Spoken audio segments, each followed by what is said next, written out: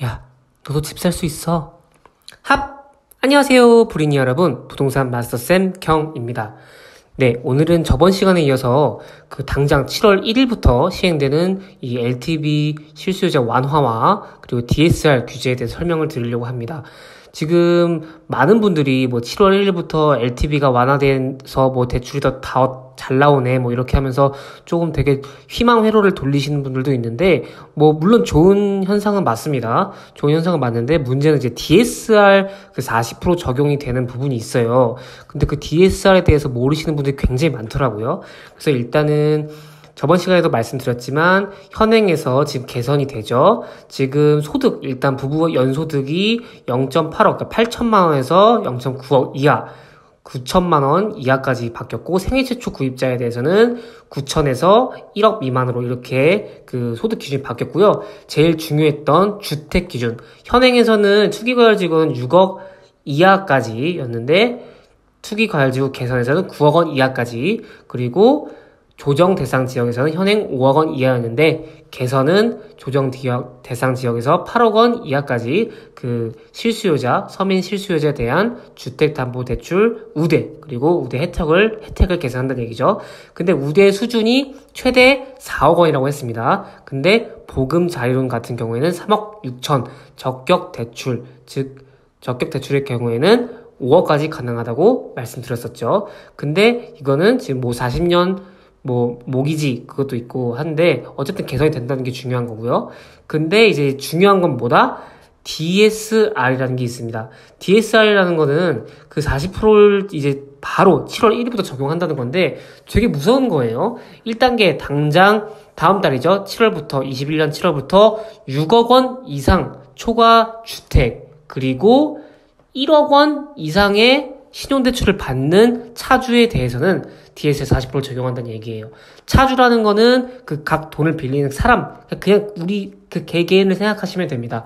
그래서 어쨌든 6억 원을 넘는 집을 사고 1억 원을 초과 신용대출했을 땐 DSR 40%를 적용하겠다. 그 다음에 2단계는 내년 7월이죠. 22년 7월에 총 대출액, 전체 총 대출액이 2억 원을 초과한 경우에서는 DSR 40%를 적용하겠다. 그리고 마지막 3단계, 23년 7월, 정말 절망적일 수도 있겠는데 총 대출액 1억 원이 초과되면 DSR 40%를 적용하겠다. 솔직히 대출액 1억 안 넘는 사람이 있을 수가 있을까요? 그건 말이 안 된다고 생각하고요. 어쨌든 이렇게 지금 단계적으로 DSR 40%를 적용하는데 여러분들이 이 DSR 40% 적용된다는 것을 반드시 알고 있어야 그 다음에 7월 전에 우리가 뭔가 준비를 할 수 있지 않겠습니까? 그래서 일단은 제가 말씀드린 것은 DSR이 뭐냐에 대해서 설명을 드리려고 해요. DSR이라는요, 쉽게 얘기해서 전체 빚 있죠. 우리가 1년에 갚아야 될 빚이 있을 거예요. 주택담보대출이든 신용대출이든. 그래서 전체 빚 나누기 내 연봉입니다. 이해 가시나요? 전체 빚 1년에 갚아야 할 원금과 이자 나누기 내 연봉, 내 소득이란 얘기입니다. 그래서 이 DTI하고 DSR에 대해 설명에 조금 헷갈려 하시는 분들이 있는데 DSR이 조금 더 빡센 기준이라고 생각하시면 돼요.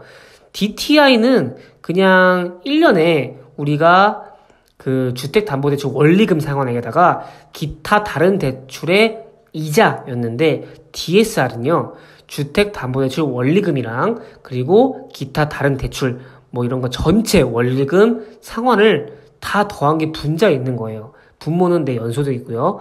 근데 DSR에 따로 들어가지 않는 대출도 있긴 합니다. 예적금 담보대출, 우리 예금 적금 담보대출이라든가 아니면 보험 약관 대출이라든가 아니면 소액 대출 300만 원짜리 이런 대출은 DSR에 들어가지 않는다고 하지만 거의 우리 대부분은 주택담보대출 플러스 신용대출일 텐데 이 신용대출이 원리금 이자가 아니라 원리금까지 들어가면서 굉장히 빡세졌다고 생각하시면 돼요.